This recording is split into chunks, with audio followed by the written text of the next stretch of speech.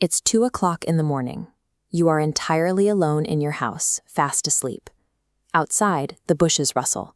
A group of men with heavy blades glinting in the moonlight has completely surrounded your home. You have no weapons, no security, and no way to call for help. If you panic, you lose everything. But when this exact scenario played out in the 16th century, among the massive stone architecture of the Vijayanagara Empire, the homeowner didn't panic at all. His name was Tenali Raman. Tenali was the closest personal advisor to the king himself.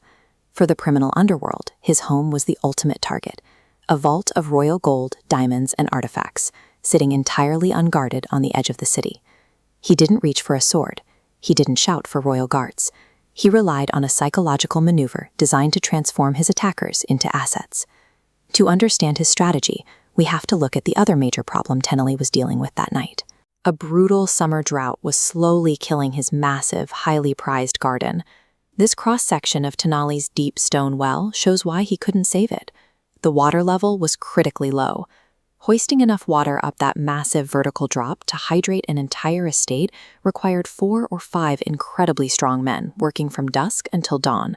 Tenali couldn't afford to hire that kind of labor. So he has a dying garden he can't afford to water, and right at that moment, a gang of armed thieves breaches his compound walls. Tenali hears the dry leaves crunching outside. He peers through a crack in his window shutter and spots the armed silhouettes. His immediate human instinct is to scream or flee. He forces himself to do neither. He pauses, assesses the armed men, and realizes they aren't just a threat. They are raw, highly motivated physical energy. He decides to use this immediate, fatal threat to solve his impossible physical chore. Tenali turns to his sleeping wife and shakes her awake. He begins loudly projecting a theatrical display of fear, making absolutely sure the men crouching outside his window can hear every single word. He yells about how unsafe the city has become.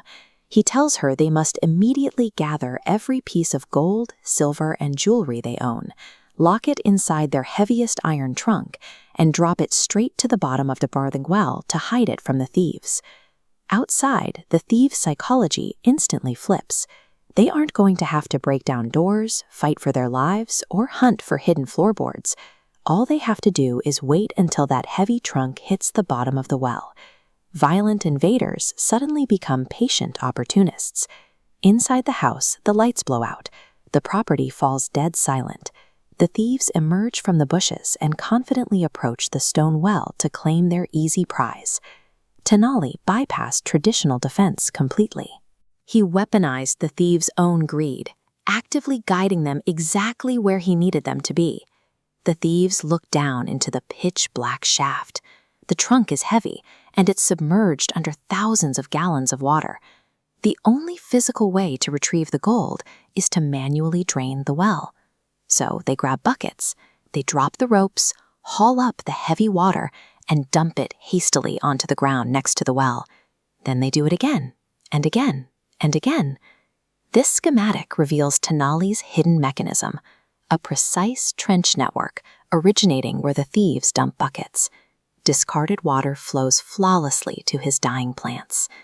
As night drags on, the well's water drops, while soil moisture peaks across the estate.